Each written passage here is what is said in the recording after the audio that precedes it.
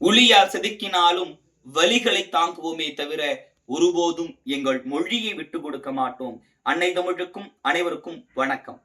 வையத்துள் வாழ்வாங்கு வாழ்பவன் வானுரையும் தெய்வத்துள் வைக்கப்படும் என்ற வள்ளுவரின் வாக்குக்கேற்ப இந்த உலகம் பெற்ற தவ புதல்வர்களுள் ஒருவர் டாக்டர் ஏபிஜே அப்துல் கலாம் ஐயா அவர்கள்.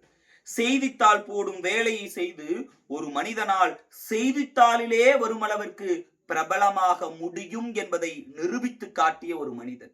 தமிழ் வழியில் பயின்றால் தலைகுனிவுதான் கிடைக்கும் என நினைத்துக் கொண்டிருந்த இந்த சமுதாயத்திற்கு தமிழில் படித்தால் தலை நிமிர்ந்து வாழ முடியும் என்பதை நிரூபித்து காட்டிய ஒரு மனிதன். சாதாரண மீனவ குலத்தில் பிறந்து விண்மீன்களுக்கே சொந்தக்காரனாய் உயர்ந்த ஒரு மனிதன். அமெரிக்காவை பார்த்து இந்த உலக நாடுகள் எல்லாம் வியந்து கொண்டிருந்த பொழுது அந்த அமெரிக்காவே நம்முடைய இந்தியாவை திரும்பி பார்க்க வைத்த ஒரு மனிதன் தான் டாக்டர் ஏபிஜே அப்துல் கலாம் என்கிற எங்கள் வரலாற்றினுடைய சரித்திரம். கலாம் என்பது வெறும் பெயர் மட்டும் அல்ல, அது என் இனத்தினுடைய, என் நாட்டினுடைய மிகப்பெரிய முகவரி. இளைஞர்களை தேடி ஓடுகிறார். ஒரு சமயம் கலாமிடம் கேட்கிறார்கள், உங்கள் நாட்டினுடைய நிரந்தரமான சொத்து எது?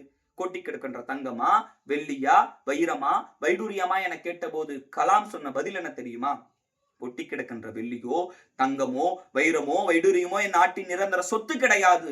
இதோ பாருங்கள், என் கண்முன்னே குவிந்து கிடக்கும் இளைஞர்களின் கூட்டம்தான் என் நாட்டினுடைய நிரந்தர சொத்து என சொல்லி இளைஞர்களை தேடி தேடி ஓடிய ஒரு மனிதர். அதை தாண்டி மாற்றுத்திறனாளிகளின் வாழ்க்கையில் மாற்றம் அடைய தன்னுடைய கண்டுபிடிப்பின் மூலம் செயற்கை காலை கண்டுபிடித்து மாற்றுத்திறனாளிகளின் வாழ்வை மாற்றியமைத்த ஒருவர். மிக அழகான நாடு என்று சொல்லக்கூடிய சுவிட்சர்லாந்தின் அறிவியல் தினம் எப்போது தெரியுமா? மே 26 அன்றுதான் கலாம் அவர்கள் அந்த நாட்டில் கால் வைத்த தினம்.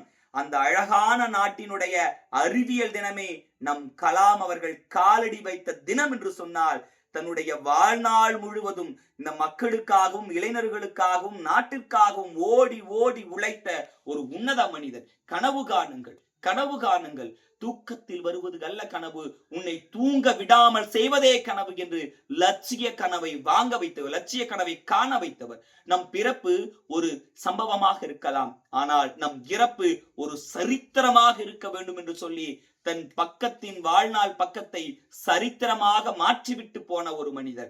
அக்னி சிறகுகள், திருப்பு முனை, 2020 இந்தியா என இத்தனை புத்தகங்களையும் எழுதி, இளைஞர் காலம் என்கிற புத்தகங்களையும் எழுதி தன்